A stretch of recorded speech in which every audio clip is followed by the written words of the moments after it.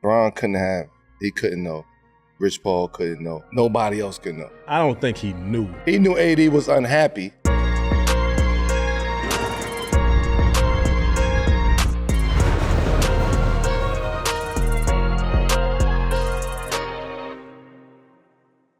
Yo, peace. Welcome back to 7 p.m. in Brooklyn. I'm Carmelo Anthony here with my co-hosts. What's going on? It's Rudy Gay. You know what it is. I'm Kazeem Famuyide. You can call me Kaz. And this is a Wave original by FanDuel, the official sports betting partner of the NBA. And we have a very, very special guest in the building. Obviously, extremely accomplished, a former NFL quarterback, but made his name as a huge comedian across all social platforms. His video parodies and impressions always go viral, and he hosts his own podcast called The Lou Young Show. Ladies and gentlemen, welcome to The Hook, the DMV's very own Lou Young. What's going on, buddy? I like that. Yes, sir. Yes, sir. I see that. All right. Hey, man, listen, we all follow you on IG. Yeah. Super hilarious. But on this episode with Lou, we're definitely going to talk about some of your, not just your impressions, but your career and everything you've been through. And man, your impressions, bro.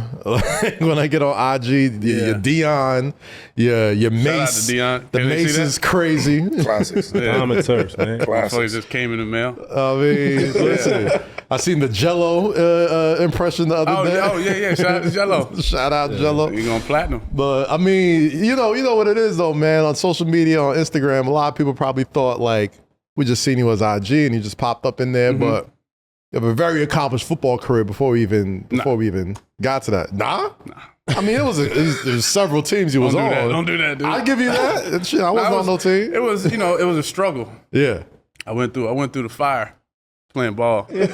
We spoke about your career, but you go viral every time you put something out, man. And this past weekend, we seen you with Claressa Shields. Get her ready for her fight. She's been in the news lately. Shout out to the GOAT, man. Yeah. Hey. That Frank Lucas picture was funny. Man, I'm telling you, I've been waiting my whole life to do that. Like, I'm a Denzel, like fanatic. Yeah. Like, even as a kid, like, I just thought I was like Denzel. Because he embodies like my dad, my pop, like my grandfather, like my uncles and shit like that. So my OGs, like, that's them. So I just take from that game, and then I always wanted to be in the fights, like, with the mink on. You know what I mean? and so we go there, right? We go, no, real shit. So we go to the thing to help, like, we promoting it with her. Right. So I'm doing I'm working at the same time. Right. Before I got there, I was like, look, man, I tweeted, I was like, bro, I'm trying to find like a fake mink fur coat, just for some props or some shit. Like, you know what I mean? And people was giving me suggestions, whatever. So it was the weigh-in. We did the weigh-in, and they had me up there like her promoter or like a promoter. So I'm like, okay. Get your Don King on. I'm on my Lennon Ellaby now. I got my, you know what I'm saying? I'm vibing. So then we found a spot, went in there, got the mink. And so when we walk in, the first jacket is the Frank Lucas jacket, like looking at me. Oh yeah, it's Detroit. You know what I'm saying? But like, out of all, first, I said, I gotta get it. Yeah. Then they had the hat to the side. I said, come on, man, put that motherfucker on. I thought I was Teddy P. Real shit. I was trying, because it snowed later. Love TK. I wanted that snow picture like Teddy P.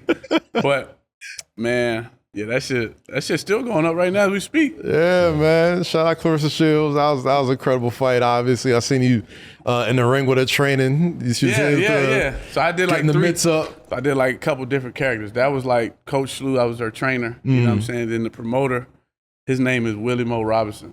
These characters I just built up on the fly. Yeah. So Willie Mo Money Robinson, that was his first gig. So I be going to a lot of fights now, and I just kind of finesse. Like I started at the Tank fight, shout out to Tank, when they fought Ryan Garcia, and the Watsons, shout out to the Watsons. I had told them, I said, bro, I want to go to a fight. So they said, all right, do a video with our dad, Sam Watson. I was like, cool. So I made up this character, a Spanish boxer. So, Yes. like, you know what I'm saying? Yeah. Felipe Scarface Gonzalez. And I'm a boxing fanatic, bro. Like, you know what I'm saying? So it's just like, Felipe Gonzalez is crazy. yeah. Shout out Pap. Pap came out with us as well. Niggas did Touch It remix. Yeah, peep that. I was holding the belt. I was in between. I was like, I didn't realize what was going on. Right. You know, like when you're part of a moment, Yeah, you in the moment. I'm just embracing. It's her moment, but I'm just here. Yeah. Like, I know I was there. Right. To pipe the crowd up, get this shit going, bring the eyes here. So now the work is done. I ain't realizing until I see the videos. He went, touch it. What was it like? Queens on my trigger finger. Yeah. Fuck you. All that shit. Like he went crazy with it. And then when he pulled up, I was like, oh, I didn't know he was gonna pull up before we got there. Yeah. Even at the weigh-in, when he came to the weigh-in. So I always say, you know, Pat Poose, man, that's how you bounce back. Hey, listen, that is a hell of a bounce back. Rudy Gay, the Wave God is in the building, so you know what time it is. It's time for 7 p.m.'s newest segment, Keeping It Real with Rudy. Since our guy always keeps it 100, we'll pose him a situation from the world of basketball, and he got to call it like it is, Rudy, all right? So, first up, we're still not over one of the most shocking trades in NBA history that went down this week, a 3-team deal that sent the Lakers, the Mavs, and the Jazz, which got Luka Dončić to the Lakers and Anthony Davis to the Dallas Mavericks. Everybody was in disbelief, including LeBron James, who claims he had no idea the trade was in the works. Rudy, as somebody who tends to be involved with how his teams are constructed, you really think LeBron had no clue Luka Dončić was about to be his teammate? You know what I mean? Stretch a little. Why you want to ask me? You're like, Because you gotta keep it real, Rudy. You gotta keep it real. do I think he had something he knew about it? No idea? Zero clue? I mean, I think he knew something. I don't think he knew. He wasn't in the decision making. I don't think he was in the decision making, but I do think funny. I do think he, you know, Drinking my tea, nigga. somebody told him something. You know what I mean? We're gonna get to you soon. Nobody wants to answer this question. What question? I mean, It's keep it Rudy. real, Rudy. I'm It's telling you, I don't think Rudy got to answer the you question. think so. That's the thing with LeBron, man. Yeah. Like, look, as great as he is, man, and as much power as he is, people expect him to be in control of everything. And maybe at some point he was, but I don't think at this point in his career you know what I'm saying? I mean, I give the benefit of the doubt. The way the trade went down, how insulated it was, how quick it happened at like 1 a.m. Eastern time when the news broke out. Like, that's the only thing that made me think, like, all right, maybe it did happen so quickly that maybe he probably got a tip to it, maybe right before, but at the same time, Maybe, fam. You think he didn't he's know? at the age where they got to think the Lakers and not think what's great for LeBron, probably. You know what I mean? And that's probably, you don't think they do? I'd love to hear your thoughts, Melo. I just don't think he knew. Yeah. At all. I don't- Nothing. Think about the move. Like, even when he was in Miami, when Pat pulled, you know what I mean? When Pat was making decisions and it wasn't, you know, bringing him along. You know what I mean? Let him know what was going on. Decisions was being made. Now you're in LA and you're at a point in a time where in order to make certain shit happen, I can't put certain people in these situations to actually have influence to fuck this up. Bron he couldn't know. Rich Paul couldn't know. Nobody else could know.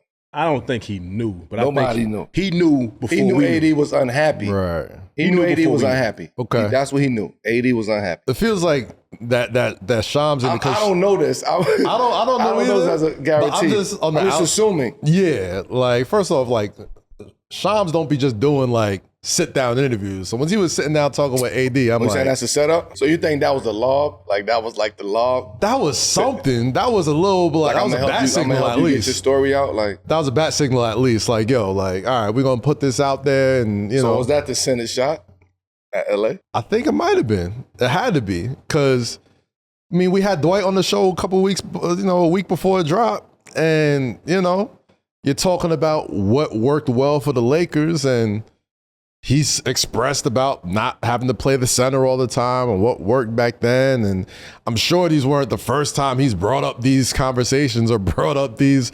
these troubles that he felt like he was having. AD, yeah. It was cool when you had JaVale McGee and Dwight, and y'all went out there and y'all won. Boogie too, right? If I'm not mistaken. But then now when it's like, no, we want to play a different way. We want to go faster. We want to play faster.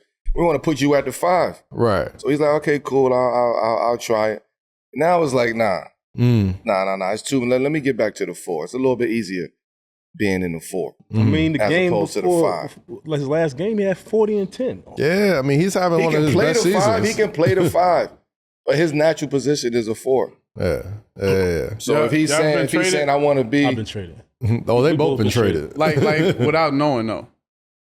No. Like on some surprise like that. I've been traded without knowing. Yeah. No. Yeah. Like I haven't. yeah. Yeah, I have. How many? So, all right, I'll ask you first. But I hate how early in the process. So I hate the thought process of like you could be traded without knowing. So obviously, your stature of your, you put the no trade clause ever. I had a no trade clause, yeah. Right, and they still did it.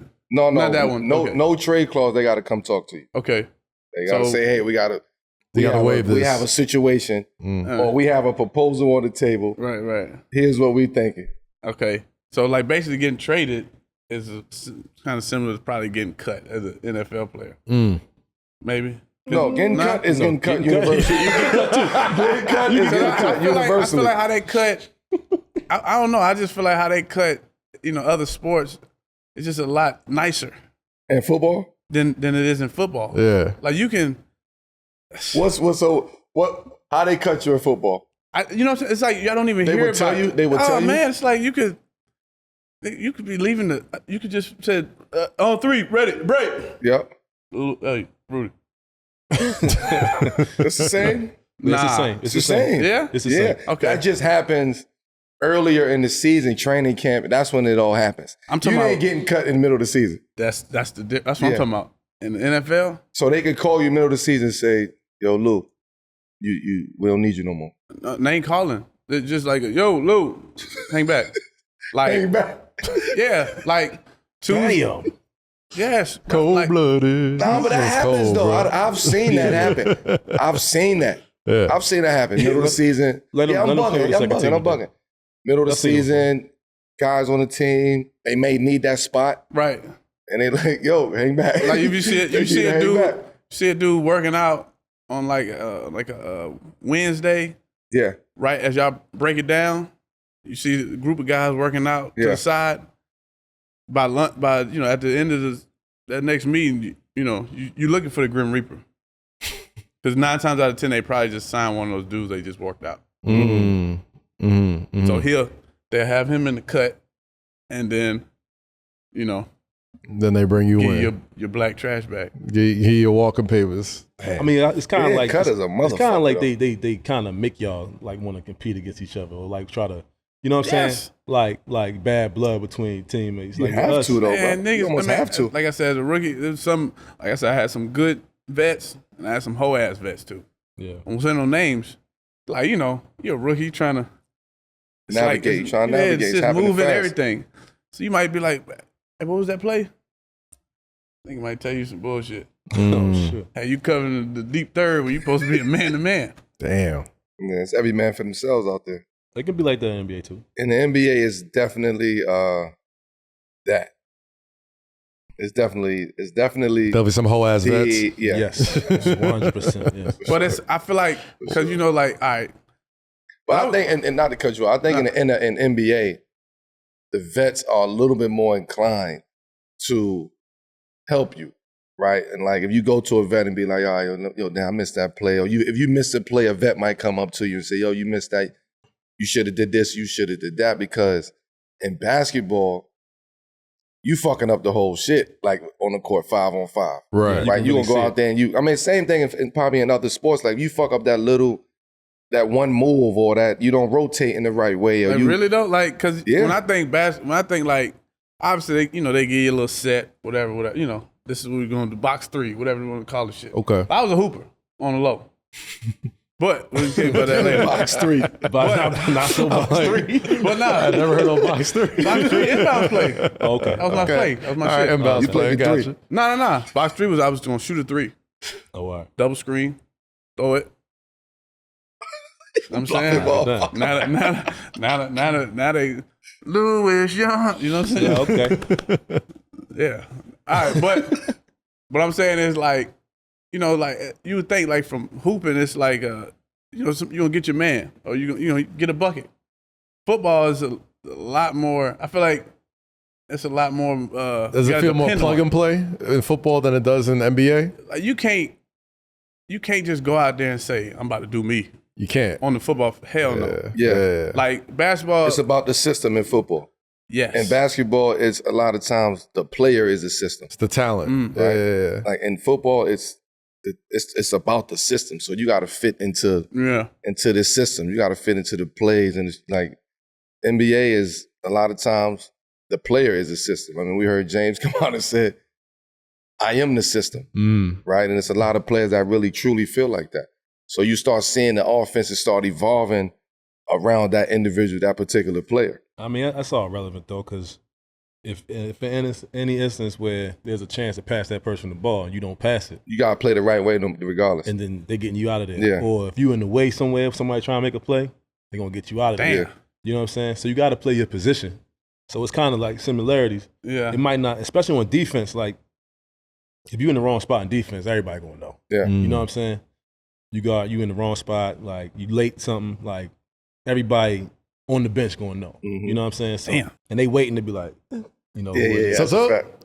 They send the little. They start sending little yellow papers behind. They'll put that on. right.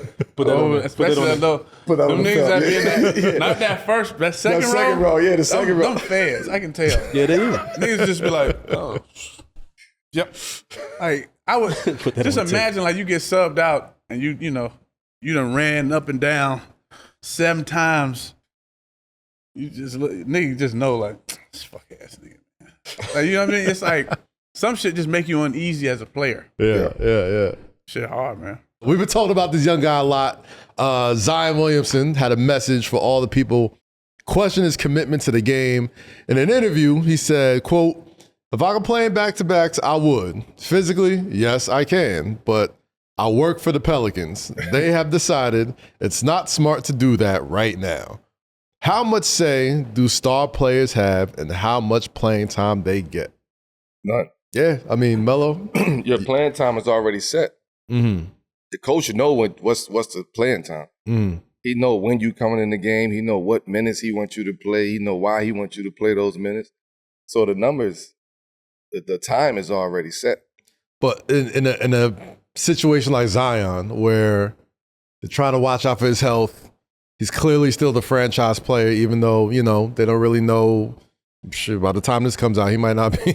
He might be on another team, but with the trade deadline. But is it different when someone's coming off of injury, or they're still trying to handle him differently, or It's science and analytics versus actual reality, like feel for the the game. feel for do the you game. think that right? gets in the way too much though? Because I feel like Yeah. But Sometimes I do understand their Right. side though, because look, we have the history of you having these injuries, and this is what's happening, and you playing back to back. So we have the stats and the analytics to share that and to prove that. right. So yeah, we're gonna stand firm in the analytics.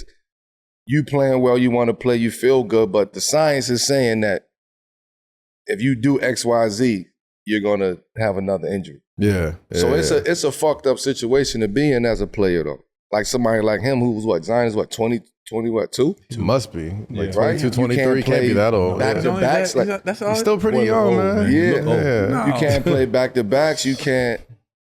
Like I want to play, especially if you feel like you're healthy.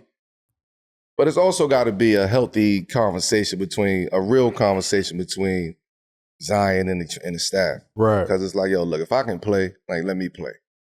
Like, if I tell you my shit aching, then that means it's really aching. Like, I ain't, you know what I'm saying? that's But for the most part, we gotta have a better rapport. It's also the coach though, because I've had situations with my coach. I've been on time constraints, Whereas like sometimes when you out there and you in the groove, like man, you feel like yo, I don't care, I deal with the pain later. You know what I mean? And you want to just win the game. Trying to protect you from yourself. The ones that's the scientists we call them back there, the ones like yo, I don't think this is right for him, whatever. But it also depends on the injury. It depends on the player too, because some players now is like yo, I don't want to risk it. You know what I'm saying? And you got some people that fight through it. We've seen it, with a lot of people. So it's a little bit of both. It's a lot of the science, but it's also the player too. You know what I'm saying? Does it feel like it's just on the outside looking in, it feels like that's when the business sort of comes in more than the play, right? Because as basketball players, I feel like y'all just want to play. Y'all just want to get out there and do what y'all got to do. But if you didn't, his specific quote was, "I work for the New Orleans Pelicans," and that seemed like code to me that they have to protect their investment, whether it's letting him play and getting the most out of him, or saving him and using him as an asset to help improve the team in whatever way, shape, or form. Is that some of those moments where you feel like the game feels more business-like than it is just about the purity of what happens on the like a jab a little bit. Yeah, though. but that's like, yo, I'm tired of y'all. I'm tired of y'all saying that it's like it's my fault. Right. Like look at them niggas over there. Like, look at the organization. They the ones who telling me I can't play, so don't ask me this shit no more. Like, that's the energy that I'm getting from that interview. And then you can tell that it's a little static over there because he telling you he want to play. I want to fucking play. Damn. And he should. I think he should then. The game, it's we have all these conversations about like face of the league and these young stars and all that type of stuff. And man, I remember that Zion hype coming out of high school, and everybody was waiting for this dude to be the man. You know he was going to be the face of the league? I thought so. Coming out of high school. Like he was, and especially that first couple games at Duke when he was just ODing. Even his first game, I remember his first game in the league where like it was there's a few first games in the NBA that were like moments. And I remember Zion's first game in New Orleans, he hits a three. He hits like a couple dunks and stuff. Like I to this day, I don't think I've seen the Smoothie King Center that packed to this day. But you got the feeling that Zion's about to be a force in the league. I don't think they really know what they want to do with Zion. Do they want to keep him? Do they want to trade him? They looking at like he's still young, right? We gonna take our time with like seeing if he can play in back-to-backs and all of that. Like this is a real live investment though, champ. Yeah. So they gotta really figure that out. What's the what is like the time is up for like an NFL rookie? Now the time is shortened. So it used to be like, you're a first round pick, you that guy, you may get like 3 years to try to get your shit right before they get you out of there. And even to add to that, do you think, in addition to that, the Luka trade may have like shortened whatever timeline that is as far as like how much this team wants to invest in this but first is it overall longer for the pick? NBA, for like an NBA first round? I thought it was long, but after this trade, now I don't know. 4 years. Yeah. Like, what is it now? 3? 2-2, right? Yeah. Is it 2-2? Oh yeah, the team got a yeah, it's 2. I think it's 2-year guaranteed, then 1 year option, 1 year option. So when I say that, I mean like they'll work with you. I get what you're saying. You saying what's your leeway? Yeah, what's like, your leash to develop and get better? Like undrafted guy. Yeah, I can't fuck up. They throw me out there, I can't fuck up. Right. First round guy. Okay, so a top 5 guy. Like let's just say that, right? Yeah. One of us. Let's just say one of us. Yes. We have from our rookie year to our 3rd year. Okay. To develop. Like by the time you get your 3rd year, everybody should know what type of player you're gonna like basically be. Yeah. But you also gotta understand like these kids getting drafted at 19. Luka was 17 when he got drafted, 18? Luka played pro at 16. But he got drafted at 18. Yeah. So like they more likely to be like, all right, he's he's young. Yeah. You know what I mean? I mean, I just feel like it's a window though. Yeah, to your you know point, what I'm saying? It's a window. Because it's like in NFL, like like okay, this nigga can't do no wrong right now. But by that 3rd year, they'll treat him worse than they'll do an undrafted rookie. If he ain't figured his shit out yet. Yeah. You know but that's because they already have the blueprint of how fast you're supposed to develop. Yeah. Right. So if you don't hit those marks in development, then you at that point in time they gotta look elsewhere. Yeah. They gotta start figuring shit out. Feels like they gotta have their contingency plan already in order when it's like, all right, if this dude isn't hitting these benchmarks at 3 years. Man, it's always a plan A, plan B, and the plan C. It's shit weird. It's like a fall from grace almost. Like how the red carpet, like, you know, private plane, you get out there, you get your first round pick, you know what I'm saying? Treatment. And then you could tell when like motherfuckers feel that energy change. Yeah. Like when coach stopped, like, even just like, man, go ahead, bro. Like, you know what I'm saying? Like you come off the field, like, what'd you say, coach? Like, no, you good. Yeah. And they talking to you but not looking at you. Toast. Yeah. But you can get drafted first round, y'all be trash, and they draft another kid in the same position that next year to put pressure on that person. So you know what I'm saying? I've seen that too. So it really depends on how good the team is, whether they got the time to wait for you. You know what I mean? Yeah, some of the worse off teams, they got a little bit more time to work with you. Some of the teams that's trying to win now, they ain't got that much time to wait for you. To add to that, right, when you got drafted, right, you go to the Denver Nuggets. Denver Nuggets is a team that's just been awful for most of their existence, right? You get there, and you're so good as a rookie, at least I would say the trajectory's higher now, right? You said you got 3 years, and if a team's not that good, you know what I mean, you could maybe stretch that time out a little longer. Is this sort of like a double-edged sword when like you're so good as a rookie that you've elevated the expectations, but at the same time it's like, well, before you, the team was not good, and now your team is good because of you, but they expect so much. Is it sort of like a double-edged sword there where it's like, well, I could only do so much as one person, but you still expect me to take you to the A level, even though y'all never been to the A level without me? Nah, you feel the expectations at the minute that it's switched. Like you in it, and you also understand like, damn, this is the assignment. Like automatically we gotta get to the playoffs. Like, you know what I'm saying? Like automatically, we gotta win the division. Like when you start putting little goals like that, we gotta win the division first, then let's think about playoffs. You know what I mean? Let's win each week. If we got 20 games a month, nigga, let's at least go 12-8. Let's at least go 14. Like that's how we actually broke the system down. So I don't think it's when I got to Denver, they won 17 games, 18 games or something like that the year before. So nobody really knew exactly what was going on. So I knew that I was coming in there and I had to do something with this organization. Whereas most rookies that come in, they don't have that mindset. They don't know that they have to wear that hat right away. Because you don't. Most of the guys don't wear that hat right away. Right. But it's something different when you get thrown the keys. Like here, like, go take this organization. Like we ride or dying with you. Like we living and we dying. Like we gonna fall on the sword. Like if you don't win, you falling on the sword for this. Like, like the pressure of that and understanding that at 18, 19 years old. You had different kind of pressure too. That's pressure. You had other pressure too. You had Bron doing. Yeah, I also had Bron on the East, who we was all compared and put against each other. Yeah, and you came with expectations. You came in as a champ, and but the difference is we understood that. Right. Whereas we understood like, nigga, it's on us. It's on me over here. It's on you over there. Whereas rookies coming in now is not being thrown the keys.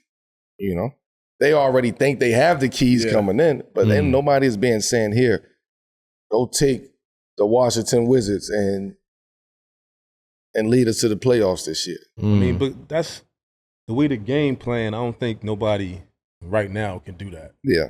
I don't think it's possible. It's just this right here. I mean, as far as strategy, you got the more seasoned veteran teams that are just better. Like even during the regular season, they might not, but and Dallas was one of those teams before we never thought about them during the regular season, but they got enough vets and they had a really good player in Luka. Yeah. They know how to turn it up. Yeah, they know how to turn it up. And Luka is a vet. He's been playing these kind of games for a long time. So it's like, y'all do what y'all got to do. Y'all don't want to see us in the playoffs. You know what I'm saying? So playoff basketball really showed, like, not just how good a team is, but how how smart they are. You know what I mean? Super Bowl 59, one game, two teams, endless possibilities. And there's no better way to make every play more exciting than with FanDuel Sportsbook. Whether you're predicting the first touchdown, who'll take home the MVP trophy, or the coin toss, FanDuel makes it easy to place your bets and feel the thrill of every moment. I'll definitely be checking out my FanDuel app to place bets for Philly, put my money on Philly, putting my money on Jalen Hurts getting a touchdown. I'm putting my money on Mahomes, 2 passing touchdowns. He'll get a rushing touchdown. With that being said, with live betting all game long, you can jump into the action, adjust your bets, and ride the wave of excitement from kickoff to the final whistle. Plus, to make the Super Bowl even sweeter, new customers can score $200 when you make your first bet. Just place a $5 bet, and if you win, you'll get $200 in bonus bets. Download the app or head to FanDuel.com/7PM and bet with FanDuel, the official partner of Super Bowl 59. Lou, the Super Bowl's coming up this weekend. Obviously, lots of attention on who's going to be playing in it. And you played with a team that went to the Super Bowl with Cam Newton and Carolina Panthers that 1 year. Yeah, but I didn't play in the Super Bowl. I mean, I wasn't going to ask about that because I kind of knew you didn't play, but I don't want to make it hot. No. Look, thing about me is I'm a nigga that lives in their truth. Yeah. You know what I mean? Like, you know, a lot of dudes, the experiences. A lot of dudes would come up to me and be like, because now like people be finding out that I played in the league, right? Mm-hmm. I really don't talk about that. Right. I like to focus on my talent outside the league. That's what's getting me in these rooms. Mm-hmm. It's just a bonus that I played in the league. Mm-hmm. You know what I'm saying? So dudes be like, yeah, man, I played about 10 years, whoop-de-whoop. And I look them up, and it's like, he played 1.5 in the NFL, 9 in Canada. That ain't the same shit, fam. Like, that's not the same shit. I'm talking to me. So I'm gonna be honest with you, like, you know what I'm saying? Yeah, I went to the Super Bowl. I was active. I got an active check. I want to know the experience though. Even if you don't even get on the field, just the week leading in to Super Bowl Sunday. Yeah, being around the team, being around the QB, Cam's having the MVP year. Like, you got to think like we were undefeated. Yeah. And, undefeated. Oh, we lost that one game in Atlanta. That's when we went to Cheetah. Mm-hmm. That's what Cheetah Club. It's that sustainably raised steak they was giving. But like we undefeated damn near the whole season. Like we couldn't do no wrong. So leading up to the Super Bowl, it was just like, oh man. And we beat Seattle. Mm-hmm. We beat Seattle at home. That was like the big test. So we got, and that's like, you know, that's the that was still Legion of Boom. Yep. You know what I'm saying? Richard Sherman, Earl Thomas, Cam Chancellor. Beast Mode was still Beast Mode. Russell Wilson. Shout out, you know? Shout out, Russ. Shout out to Future. Yeah. And then, come on, son. Hey, man. Hey, come on, man. But like I said, and they was that deal then. So we beat them twice that year, regular season and the playoff. So we think we're going to handle business. Like, so leading up, it was just like, you know, it slowed down though. It's more of a media fiasco than you think it's about football. So I think that might have messed us up. Like, you had guys on the Broncos, like Peyton Manning been to the Super Bowl before. Or other guys, they vets. They done seen that type of media attention. It's like, you can't even come down the steps. I'm the last dude for real, like, to get some attention. And they interviewing me like I'm about to make a play. So, like, you know what I'm saying? Like, I knew it was real, like Snoop Dogg interviewing me. Yeah. I was like, fam, I'm gonna be real. I'm not gonna be there. I'm gonna be there, but I'm not gonna be there. But yeah, that's like, so I would say that media attention is different. Super Bowl week. You got to bounce around a lot of teams, be in a lot of practice squads, but like, was there a difference in the way that like Cam led that Panthers team as opposed to how other players led their teams in the situations you got to witness? Oh, you mean like different QBs? Yeah. Yeah, so my rookie year, I was on, my rookie year was, I was all practice squad. Peyton Manning, like, you ain't, you know, he's Peyton Manning. Like, you know what I'm saying? It's legend, like, man. Yeah, it's like, you know, you really can't touch Peyton Manning. Right. Even if you break up a play and practice on Peyton Manning, you might get cut. Real shit. Like he got pissed off. There's no conversations, none of that. He got pissed off at me once. Like I broke up a play. Like shit, I'm niggas just trying to eat, man. Well, you got money. If anything, throw me a pick, nigga. But he's got mad. Hey, guy. Like, hey, guy, it's crazy. Call me, yeah. What's wrong with this guy? So, fuck's wrong with this guy? but I'm gonna show. But to your point, I'm gonna show you the difference, right? He said, "Fuck's wrong with this guy?" Yeah. Right. So then, fast forward, I get to Carolina. You make a play on Cam in practice. What'd he do? He could pay me $1,000 every time I picked it off. Word. Because he wanted game reps. So he's like, "Hey Lou, I need that work."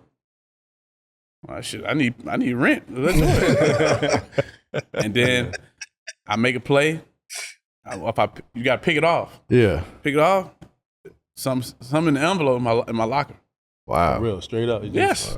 Yes. I can imagine how that motivates the whole team. Cam is like he's a real, like, I mean, I know, media, whatever they say, whatever, how he, he gonna pull up with the hat, he gonna do his thing. But even before the hat, he like the LeBron James build of like the NFL. Yeah. You can't miss him. Yeah. He's a big dude. So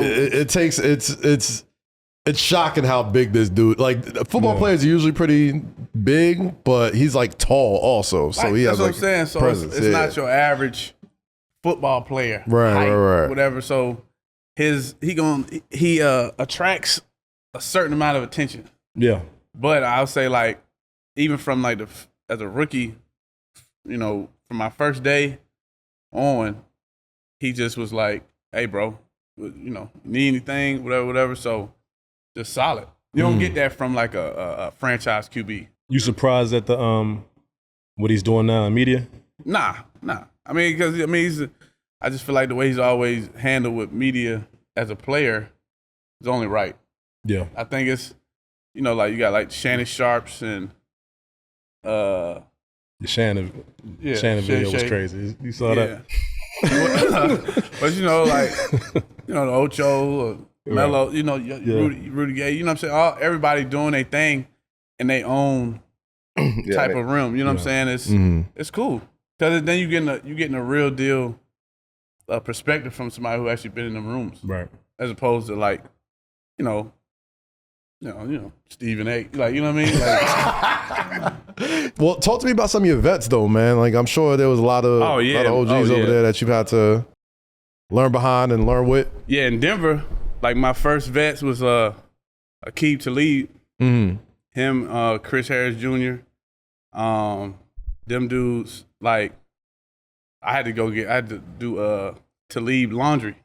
Oh wow! Like I had to rookie duties. Rookie duties. So I had to get his stuff ready before the game. Mind you, I'm you making the team. I'm trying to make the team. Like, you know what I'm saying? You had to do his laundry? Not like that. Pick it up. Okay. Gotcha. Okay. Yeah, like Mingling, she had the shit ready for me. Laughing, bro. Like, you go in there, you get it. We had to do that too. What, do the? No. Yeah. Deliver the laundry. Right, That's why I had to specify it. Yeah. Hey, listen. Yeah, I mean, I ain't cleaning nigga drawers now. But like, yeah. You know what I'm saying? Pick the Glad bag up with all the groceries. Take it to the room. Yeah. Get them right. Drop it off front of the door. Right. He probably had to do that. Oh. Yeah, I don't think you have rookie duties, bro. Oh, I was a real rookie. I was a good rookie, man. So you had like real good. I was a good rookie. You like being that guy. Certain shit I wasn't gonna do because somebody they made you do? Huh? I did it for half of the year. Nah, I just did it on my own. I knew it was rookie duties. I had a problem with like authority. Like somebody like, yo, go get me this. I had a problem with that. Right. So what I did was I just took it upon myself just to bring shit to the locker room, bring food after the game to the plane, alleviate all the bullshit. Right. I got ahead of it. Yeah, I did it for the first half of the year until I started starting. I'm like, nah, I ain't doing that no more. Starting So you had a choice. No, I didn't have a choice. As a rookie though. Well, no, not in the beginning. Oh, okay, yeah. It was like, look, this is what you're going to do. This is what we all doing. You know what I'm saying? Get a couple DMPs. You still a rookie, though, champ. So you was a rookie. You was a bad rookie. When I got in the starting lineup, I wasn't listening to none of that shit. You hear me? You was still a rookie, 81 games. You had to, you know what I mean? Well, 41 of them, I was a good rookie. Yeah, nah. The other 41, I'm like, nah. That shit different. That shit different on that side, though, man. Like, I know. I did it. You didn't. I did. I can imagine it being. You didn't do that, bro. I can imagine it being different for the NBA and the NFL though, because it feels like there's more people to cut in the NFL, so it feels like. They make it very easy. Yeah. Where it's way better to be in the NBA than the NFL. I can imagine. Like even like away games, I think we played in Atlanta, right? And you was with the Knicks at the time, and like I'm with Carolina, so we coming to Atlanta we might have been the same. Was it JW? The Four Seasons or something. Yeah, right on Peachtree. Yeah. So we come in, we barely got time to like leisure. You know what I'm saying? Then he walking in, like I said, oh, it's Melo. Woo. Like, oh, you nigga finna go out. I'm like, hey man, what the fuck? And this is my first time really traveling. Yeah. So the rookie, I got bumped up. Now I'm like, okay, we in the game. Like, man, we got curfew. Like, what's up? They like, so the vets, what we had to do was we would go. This is how I found out about Cheetah in Atlanta. He was like, yeah, we're going to get something to eat. We go get something to eat. I'm like, okay. I thought we were doing something to eat. They're like, yeah, we're going to eat. so I was like. Different type of meal on the menu. But, hey, Cheetah got a good menu, though. Hey. All of them do. I feel like, yeah. Nah, Cheetah shit low-key might be like, like FD, Michelin star type. Yeah, organic on the low. Like, for real. Like, you can get not like no lemon pepper wing. Nah. Yeah, like you can steak knife, all that. Yeah, I was like, okay, this is different. I said, oh, I like this. Lou, learning and teaching is important to us here at 7 p.m. So we have a segment called The Temple. Is that moment in someone's career where they get lessons from legends. I always talk about my time working out with MJ. Who's a person you have crossed paths with that you learned a lot of the comedy game from? The first person was Steve Harvey. That's when... That was by default? Nah. That was 2019. I had just finished playing...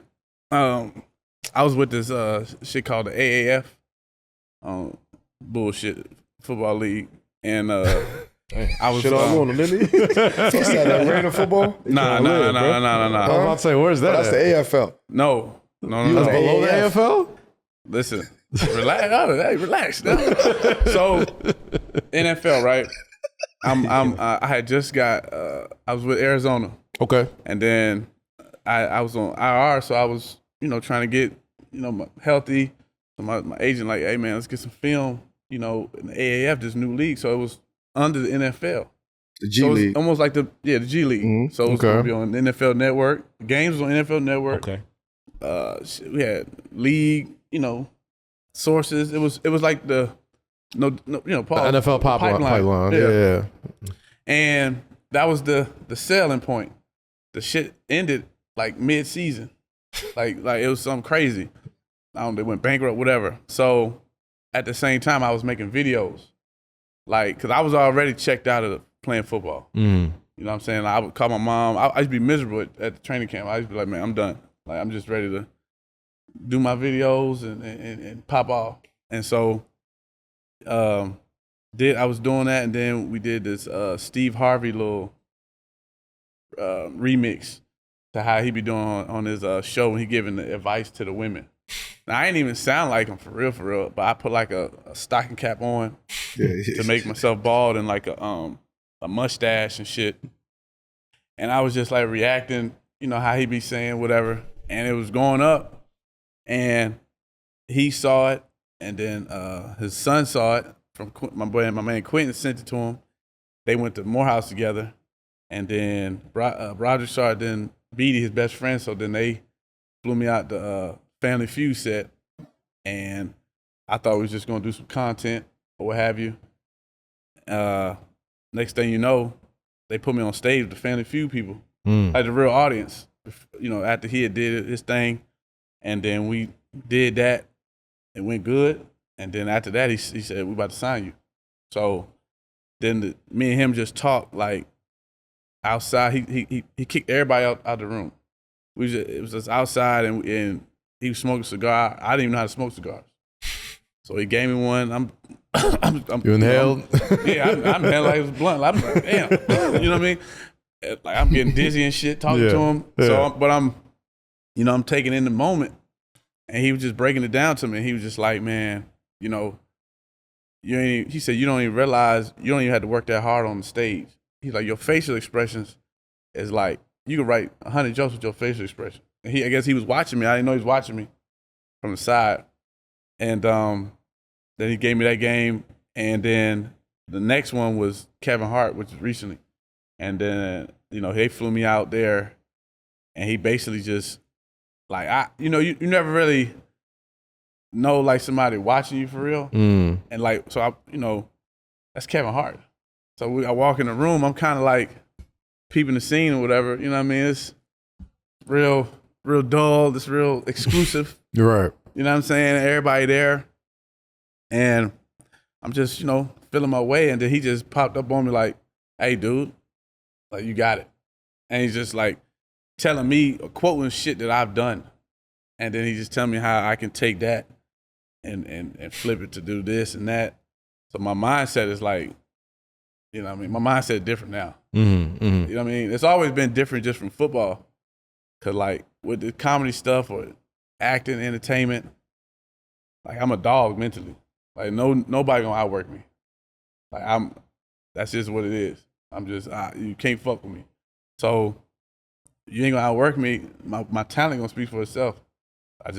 Now I'm just mixing that shit up. Has there been anybody that you found out was a fan of yours that shocked you? You talked about you never know who's really watching. What was one of those moments like that for you besides Kevin Hart? Like, remember 106 Park? Yes. AJ, like the original. Yes. AJ and Free. This shit just happened. And that's because she saw me with Claressa. Free hit me. I was like, what? I like, man, I've been glued to the screen at you for years. You hear me? Like, but it's weird, like, you know what I'm saying? It's kind of crazy. Some of the women that I was real fans of as a younger dude, and now they fans of me as now. I'm like, look here, man, I'm a fan, but I grew up watching you. I'm a fan, but I'm a fan. You know what I'm saying? Like, we can talk about this comedy shit later. But no. All you need really one person believe in you. You know what I'm saying? You don't need a million people to follow your dream. All you need is one person to fuck with you. Everybody else gonna follow. Like, we started with like 10,000 followers, strictly all football. You know what I mean? I barely posted. I was the dude in college that they would do presentations on about social media, and they'd be like, this is what not to do. Don't follow Luke.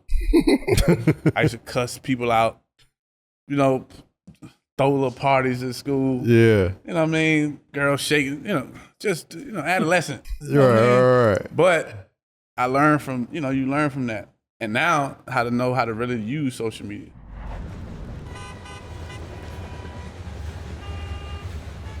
Man, you killing Lou. So with that being said, man, I'm glad you're here because you are here just in time to tee up America's #1 segment. We always end our show with it. You know what it's called, people. Fuck with it or fuck out of here. This is where we weigh in on trending topics in sports, entertainment, pop culture, and we decide very simply if we fucking with it or fuck out of here. Lou, are you ready? Yeah. Let's make it happen. Fuck out of here. The first one is actually based on your interview with Bradley Roby. You said, I got a $5,000 signing bonus. Day one, it was spent. Fellas, are we fucking with it or fuck out of here, spending all the racks from your signing bonus in one day? Hey, look, before y'all even say that, racks.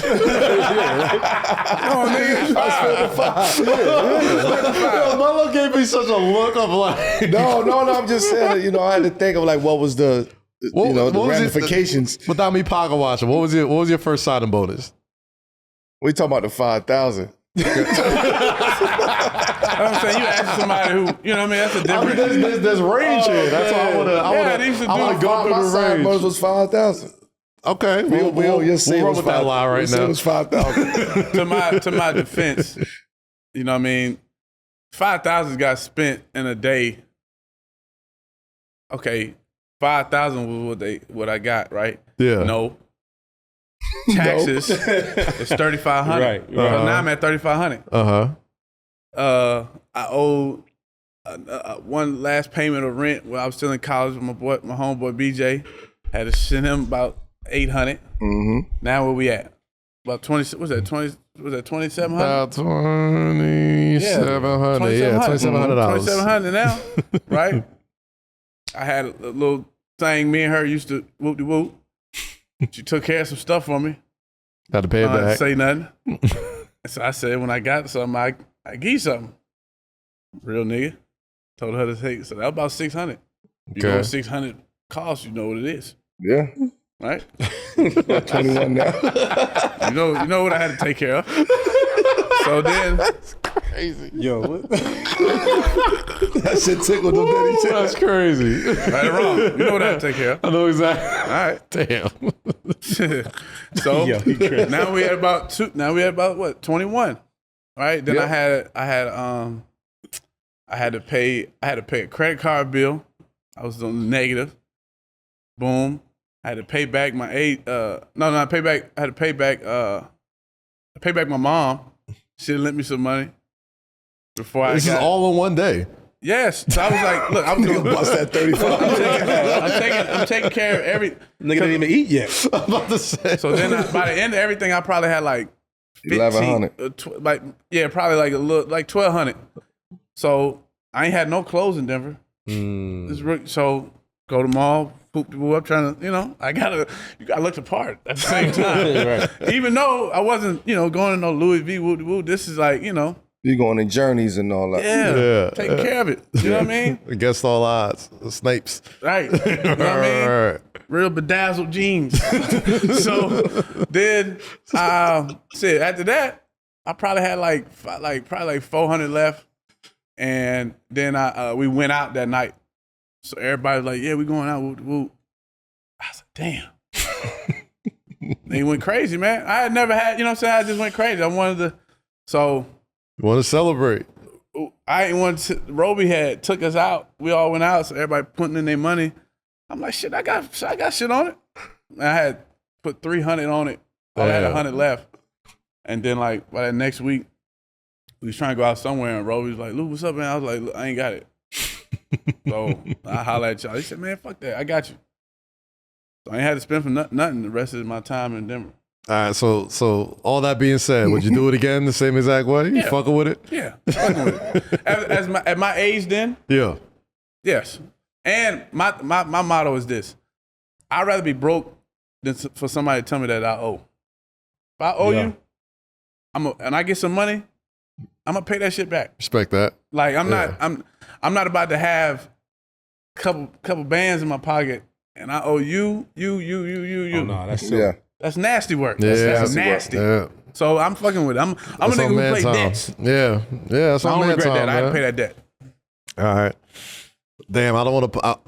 Mello, Rudy, fucking with it. Fuck out of here. All right, so I'll fuck with it. I'll remix the question for you. Okay, go ahead. I'll remix the question. But it's very relative though, right? Yeah. Oh, yes. So it's very relative. So it's still the same process though. Okay, so what Still was the same bust down. What? How did you bust down that first signing bonus? What was the first thing that you went and took care of once you signed on the dotted line? I got a signing bonus from Jordan brand, Nike. I think I bought my mom a crib. That was nice. I bought my mom's a crib. That was nice, wasn't it? Eventually, I bought my sister a crib. Those are the only two things, and to get me a whip. That's it. You still not gonna put it up? You know what I mean? I got my whip from an auction. Really? Yeah. Police auction or? Security Square Mall, man. Oh, okay. From Syracuse. Nah, I got, Huh? I got my shit at the auction.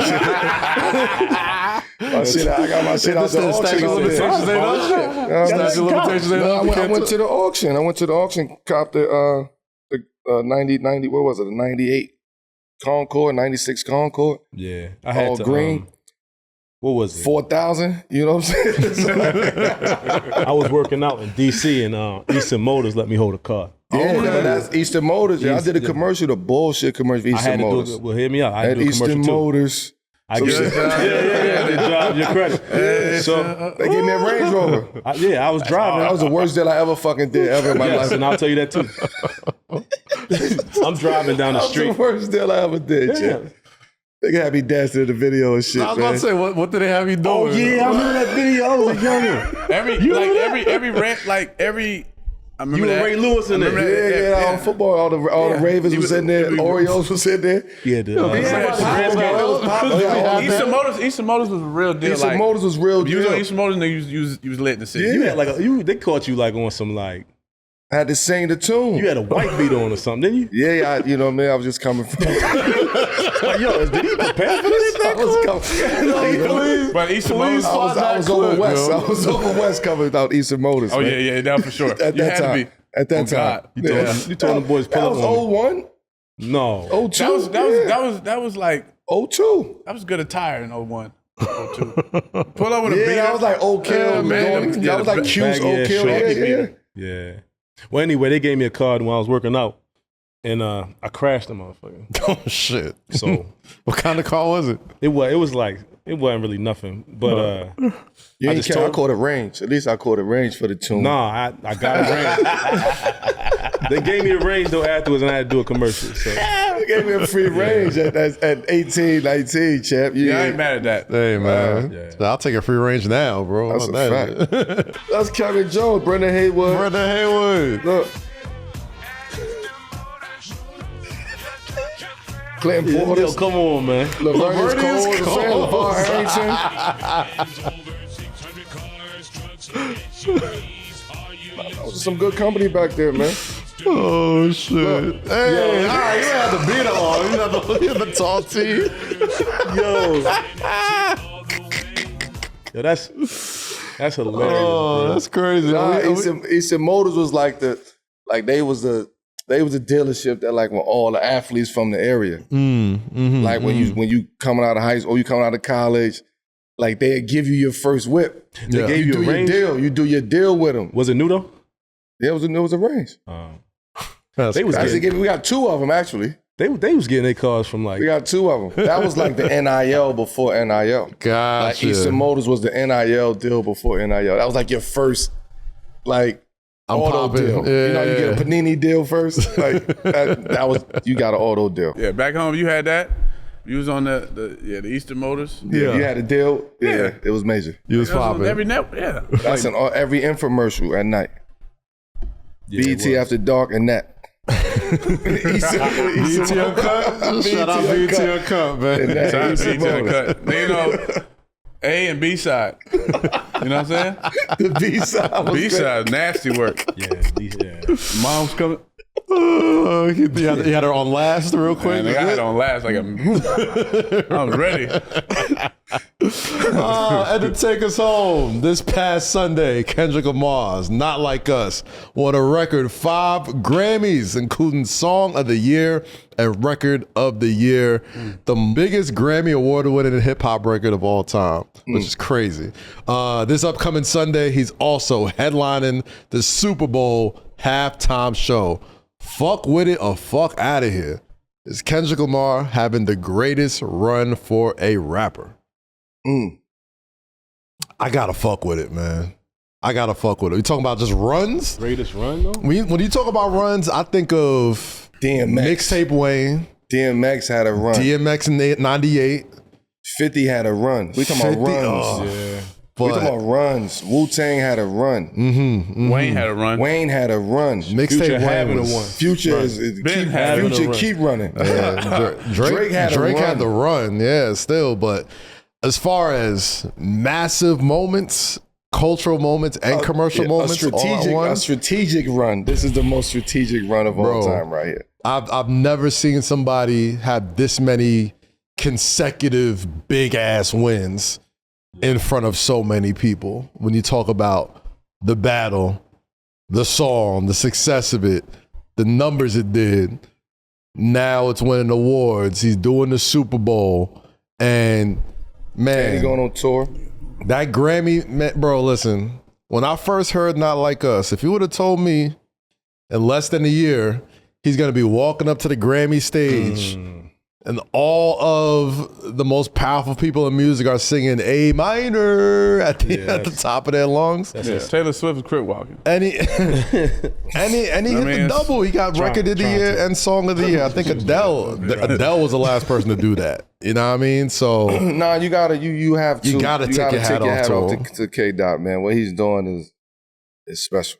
Yeah. Like that. What he's doing is special, man. And they just keep. It's a moment. Like people don't get runs like that. Yeah. And when you get a run, when you catch a run, you gotta go. Yeah. And I think right now he's going. You go from, having the biggest songs to going on the biggest stage, 5 Grammys, every category you sweep that. Mm-hmm. Then next week, you go perform. It's like the after party to the Grammys. Like, you know what I mean? It's the biggest stage in music, bro. There's no bigger stage you can perform at than the Super Bowl. So it's like, when you talk about that level of a run, and I mean, there's not a lot of people who can say that they done had that run, made songs, been in beefs, you know what I mean? Got out the beef, or maybe, got out the beef. Now I'm gonna take this to a whole nother level. Mm-hmm. Now I'm getting 5 Grammys on. I'm getting 5 Grammys. It's the combination. Super Bowl. It's the combination of the commercial success and like the critical success too. Like everybody's jamming to this. You're getting all the awards. You're getting the biggest stages, and I think even more so than that, like the message that he put out to the music wasn't just like, "Hey, I'm doing what's hot." It's like, "Yo, what y'all doing? I ain't doing this shit. Purposeful, I'm doing this now." It's purposeful. It's So he had like 2 runs, damn near. Kind of, sort of. The A side and the B side. Because like, it's divine timing though, man. Like, exactly. It's divine timing, bro. This shit just don't fall into play like that. Yeah. You know what I mean? It's a lot of shit that goes on and time being spent and years of like building up to this moment, and it just so happened. Somebody getting caught in this crossfire. That's what I was going to ask you. Like does it diminish it a little bit because it came off of taking out the biggest dude? No. That he was just in the way. Like he probably looked at that like he's just in the way of what my plan is. Yo, the talent was there always. Of like course, you said, he's telling you. If you listen to his albums, like he's telling you from Good Kid, Mad City, from Section A, like he's telling you what's happening and what's going on and how he gonna do it. We just not used to somebody getting the spotlight and just keep on just going, going like that. Using that, you know what I'm saying? The video is dope. It's creative, you know what I'm saying? Thought-provoking. From there, he putting on all the LA artists. So like now, instead of just him, he putting on all these people. His community. All of them got his back. Compton got Grammys last night. Yeah. It wasn't Kendrick. Compton did. Compton got Grammys last night. Yeah. Or the other night. Like, on top of that, man, even the pop out, like that kind of kicked everything off for me. The first concert when he came and did that, brought all the West Coast artists out, like did all them records for the first time, and everybody knew the words. And everybody got a Grammy. Basically, right. Tell me this: what show you know where everybody got a Grammy? Shit, like that stage, everybody got a Grammy. Yeah, man, it's insane. It's insane. Shout out Beyonce too. She got Album of the Year, the big one as well. And Kendrick also, he wrote this shit. You know what I mean? Like he produced this shit. Like his name on all the credits. That was the flyest shit though. When they was announcing all the credits, the nominees for Record of the Year, and it's like a million writers underneath. It was like performed by such and such, and written by blah blah blah blah blah blah blah blah. And it was like Not Like Us, performed by Kendrick Lamar, written by Kendrick Lamar, and that was it. And then you win. You know what I'm saying? So it's like it's an incredible run. It's gonna be something that we gotta, I don't even think this is not about Drake no more. No, it's surpassed. It surpassed it being about Drake a long time ago. You know what I mean? It's not even, But on the other end, if you Drake, how you feel about that? Drake, you in the kitchen cooking up because you still Drake. You know what I'm saying? You still he hasn't Drake. really lost. You still Drake. You got to cook up differently now. Yeah. Right? A lot of times you got to go back in the kitchen and sometimes you got to whip it the other way, Paul on the left. You get what I'm saying? Mm-hmm. Like he never lost. Like he Drake, but he gonna have to be more strategic going forward. For sure. Because he can't just go out being that same Drake that Kendrick was like, yo, nah, he whack. You gotta be yourself. Genuinely yourself. You gotta be creative. yourself. You can't. I don't think he's trying to reinvent himself. Like he's just more like, okay, I see how people's coming now. I see the angle that everybody's looking at me now. Sometimes you gotta adapt and you gotta adjust it. Yeah. It might be a little bit of reinvent. Like just cause like it's just like an athlete. You had your run as an athlete. Then you jump into, Something else. Right. else. Obviously, Drake been Drake. Yeah. Like, but I feel like for decades now, right? Like in high school, Drake's sound was a different sound for me. Yeah. Then when I got to college, Drake's sound was a different sound. Then when I got to the league, like graduating college, get to the league, I'm a grown man now. Drake shit was a different sound. Like he changed the level of the sound. So I think. Nobody's ever challenged his sound sonically. So now it's like, okay, somebody really challenged you. Right.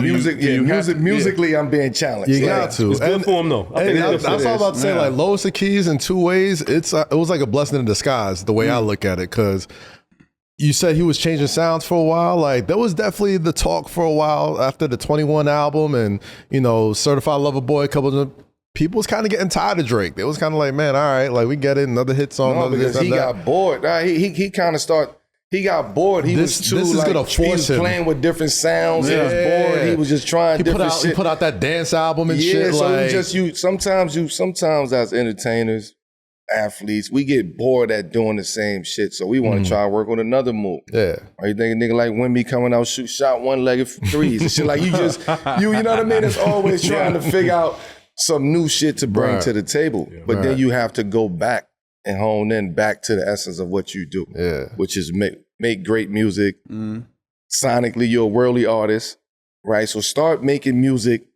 worldly music. Well, he's in Australia right now doing that thing, you know what I mean? I would be in Australia too. The streets over there. I'm gonna tour the whole Australia. Fuck it. Like, I need scenery, you know what I'm saying? I need something. I need a different energy. Yeah, to flip the time zone, man. Like when everybody's awake over here, he's sleeping in Australia, and for somebody like him though, that has done so much, it gotta be tough to think like, yo, what can I do next? You know what I'm saying? Well, that's why he started making all these other type of music and songs. Yeah, it's a challenge of greatness, challenge man. myself. Yeah. Nobody else is challenging me musically. Yeah. But now you get somebody who's challenging you musically in every other way. Now you have to really be strategic. I feel like he just go with the trend? The Drake way. Like he shouldn't come back challenging. No. Leave Kendrick alone. We're good. We're good with that. Leave that alone. That's what I'm saying. Musically, you got to just be thinking music is something else. Like you can't be trying to come back and shooting shots. Like the shots ain't about the shots. He's going to little jazz every now and then. But that's because that's his cleverness. Yeah. But just it's different, man. Hey man, I think. But Drake know these runs. He done had these runs. Yeah, he's had several runs. Several runs that will live in hip hop history. But every October. Word, you know what I mean? But even more so than that, man, like a dude like Drake, at the end of the day, bro, I gotta give him props for at least engaging. You know what I mean? Like there's so many rappers I would have been like, how many times have we been wishing for like battles from some of the top artists? Like we never got that. That's a fear though, I think. Cause like 50 Cent, Ja Rule. Like Ja Rule had a run. Yeah, that's a major run. That was the man at one point. Ja Rule run was like major. It's that beef. It was Drake-like at one point. But I'm just saying, like what 50 did to Ja Rule, and then Ja run was with X and Jay and everybody Nas and like Nelly, all of them at that time. So it's like J-Lo. You looking outside looking in, he's like, Bobby hey, man, I ain't trying to end up like Ja. Yeah.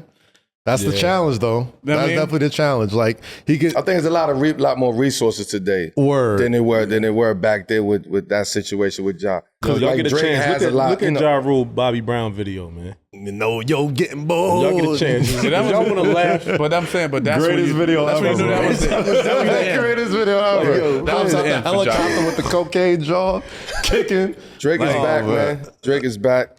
He will be back. Yeah. Kendrick is on a hell of a run, man. Like, All that stuff about, you know what I mean, Drake taking the L, like he's still the top streaming artist. just can't Still be too torn, like Yeah. he's almost too big to fail. mean, like culturally, he has he lose taken a nothing. hit? Who? I mean, culturally, has he taken a hit? As you know, Yeah, I mean, has he taken a hit? Sure, I but want like, to get has to he the really point taken an L? we appreciate Kendrick's run for being Kendrick's run, Yes. as opposed to keep implementing Drake into that. Like that's what we need to appreciate. Like that run this nigga is on is a hell of a run. Yeah. Like he ain't even stopped yet. Like And the he's just getting album's started. The album's right? smooth. Yeah.